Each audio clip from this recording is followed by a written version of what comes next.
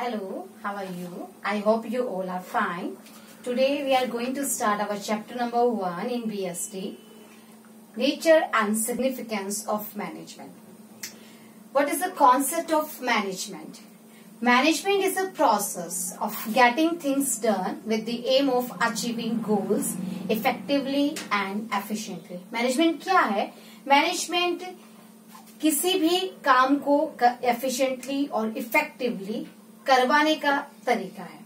यानी कि अगर हम कंपनी के बारे में बात करें तो टारगेट अचीव करना और टारगेट को अचीव करने के लिए आप कुछ वर्क करवाना, ये ही क्या है? ये मैनेजमेंट है.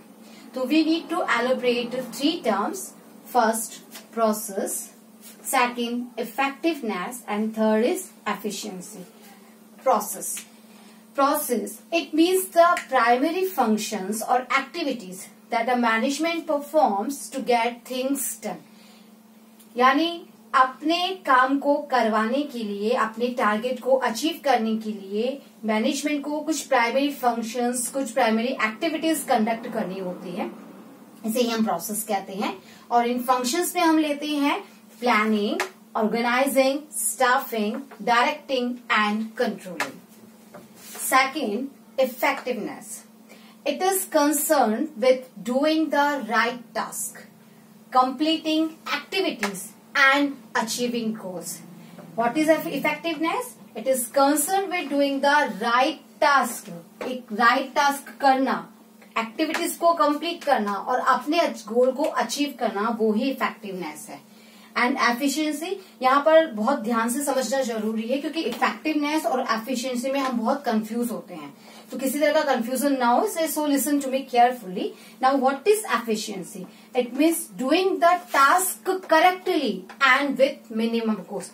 अपने काम को ठीक तरीके से करना और कॉस्ट को मिनिमाइज करना, ये एफिशिएंसी है. Effectiveness is mainly concern with the right task, but the efficiency, the main concentration of efficiency on the corrective manner, सही तरीका अपने काम को कंप्लीट करने का, ताकि हमारी कॉस्ट सबसे कम आए और हमारा प्रॉफिट मार्जिन जो है वो इंक्रीज हो जाए. Efficiency is increased through by using less input such as money, material, equipment, persons, and more output is produced. हम कम से कम अपने इनपुट को यूज करते हुए ज्यादा से ज्यादा आउटपुट निकालना है, तो हमारी एफिशिएंसी इंक्रीज होती है. And another way, for the same output fewer resources are used and less cost are incurred. Same output के लिए हम और भी कम रिसोर्सेज यूज करते हैं और अपनी कॉस्ट को कम कर लेते हैं, तो ये भी हमारी एफिशिएंसी को इंक्रीज करती है. तो इफेक्टिवनेस और एफिशिएंसी मेनली क्या है? Effectiveness is mainly concern with the right task completing, achieving target, ये इसका मेन कंसर्न होता है. जबकि एफिशिएंसी का मेन कंसर्न होता है अपने टास्क को करेक्टिव वे में कंप्लीट कर देना और कॉस्ट को मिनिमाइज कर लेना. तो we have learn concept of management. And in this concept we included process, effectiveness and efficiency.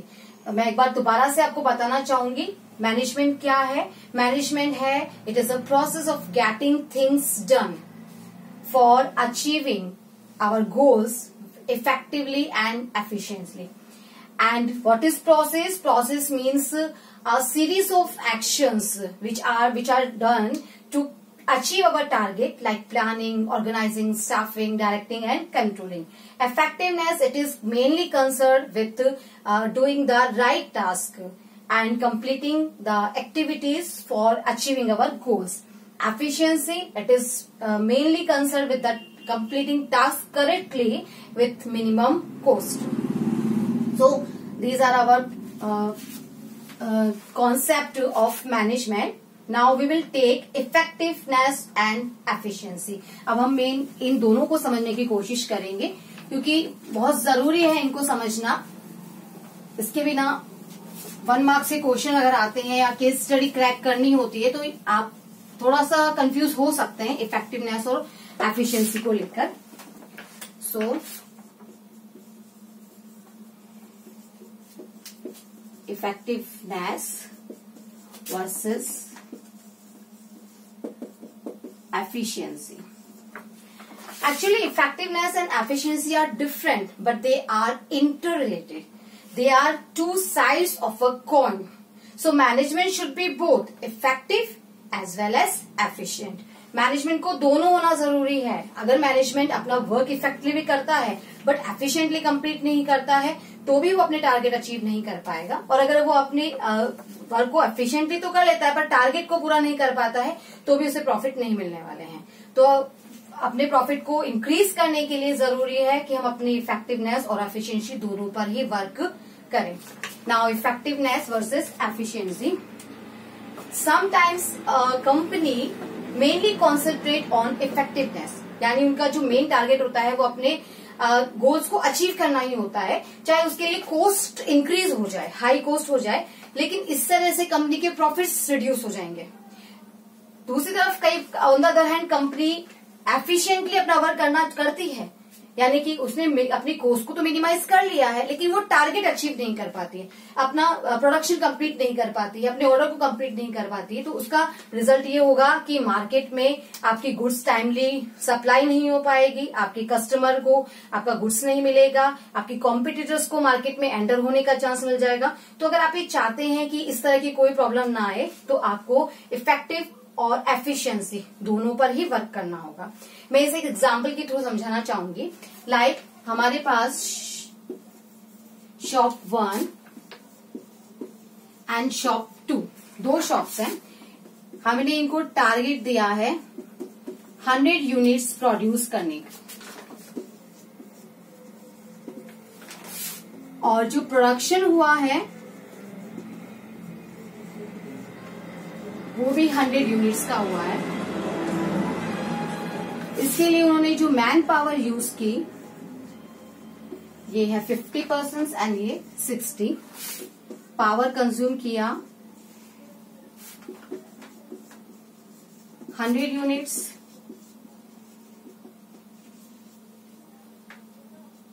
120 units. और जो टाइम उन्होंने यूज किया वो है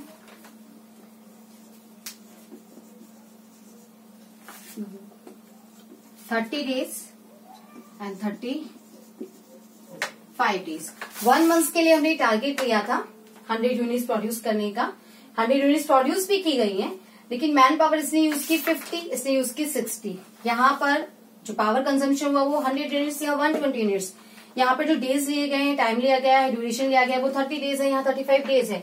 तो टारगेट तो दोनों ने अचीव किया पर अगर हम कंपेरिजन करें तो obviously first shop is effective as well as efficient, क्योंकि यहाँ पर उसने अपने टारगेट को भी अचीव किया है और अपनी कॉस्ट को भी मिनिमाइज कर लिया है. यहाँ पर टारगेट तो अचीव हुआ है लेकिन यहाँ पर कॉस्ट मिनिमाइज नहीं हो पाई है. तो ये इफेक्टिव तो है बट एफिशिएंट नहीं है. हम एक और एग्जाम्पल लेकर इसे समझने की कोशिश करते हैं. लाइक मैंने ऑर्डर किया है एक medium size pizza, medium size onion capsicum pizza मैंने ऑर्डर किया. फर्स्ट केस, जब मैंने ऑर्डर किया तो उन्होंने मुझे प्रॉमिस किया कि within 20 minutes pizza will be delivered to me. 20 minutes के अंदर उन्होंने पिज्जा डिलीवर करने का प्रॉमिस किया. पहले केस में उन्होंने मुझे मीडियम साइज पिज्जा डिलीवर किया और टाइम लिया उन्होंने 17 मिनट्स. तो यहां पर मैंने देखा कि उन्होंने अपने टारगेट को भी अचीव कर लिया है और अपनी कॉस्ट भी उन्होंने मिनिमाइज कर ली है. तो यहां पर वो इफेक्टिव भी है और एफिशिएंट भी है. बट इन केस सेकंड उन्होंने मुझे लार्ज साइज पिज्जा डिलीवर किया और टाइम लिया उन्होंने 17 मिनट्स. यहां पर टाइम 17 मिनट्स ही लिया गया है लेकिन आप देखिए मैंने जो पिज्जा ऑर्डर किया था वो मीडियम साइज था बट उन्होंने मुझे कौन सा पिज्जा डिलीवर किया है, लार्ज साइज. तो यहाँ पर हम देख सकते हैं कि उन्होंने अपना वर्क इफेक्टिवली नहीं किया है. वो इफेक्टिव यहाँ नहीं है, एफिशिएंट तो है but they are not effective. In third condition medium size pizza delivered and time taken by them is 23 minutes. यहाँ पर पिज्जा ऑर्डर तो मेरे अकॉर्डिंग ही था, जो स्पेसिफिकेशन मैंने दिया था उसी अकॉर्डिंग है, बट जो टाइम लिया है उन्होंने वो 23 मिनट्स है। यानी वो यहाँ पर इफेक्टिव तो है बट वो इनएफिशिएंट है। Next and large size pizza and time taken by them is 23 minutes. यहाँ पर ऑर्डर भी मेरे स्पेसिफिकेशन के अकॉर्डिंग नहीं है और टाइम भी उन्होंने ज्यादा ले लिया है, तो यहाँ पर नाइदर दे आर एफिशिएंट और नॉर इफेक्टिव। ना तो वो इफेक्टिव है और ना ही एफिशिएंट है। तो this is the main concept, this is the main difference between effectiveness and efficient. But in a company our management must try to be both effective and efficient.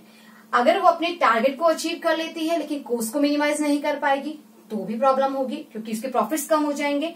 अगर वो अपने प्रॉफिट को increase करने के लिए अपनी कॉस्ट तो minimise कर लेती है लेकिन अपने टारगेट को अचीव नहीं कर पाती है, तो टारगेट ही अचीव नहीं होगा तो प्रॉफिट ऑलवेज रिड्यूस हो जाएंगे। सो अगर आप अपनी कंपनी की ग्रोथ चाहते हैं, अपनी कंपनी को एक्सपेंड करना चाहते हैं, तो जरूरी है कि हम इफेक्टिव और एफिशिएंसी दोनों पर ही वर्क करें। तो ये थी हमारी आज की क्लास, जहां पर हमने सीखा अपने कॉन्सेप्ट ऑफ मैनेजमेंट के बारे में, इसमें आने वाले 3 terms process, effectiveness, efficiency and difference and correlation between effectiveness and efficiency. मुझे उम्मीद है आपको ये क्लास समझ में आ गई होगी। अगर फिर भी कोई परेशानी हो तो आप इस वीडियो को एक बार दोबारा देखिएगा और हमें बताइएगा आपकी जो भी प्रॉब्लम्स हो। Thank you so much.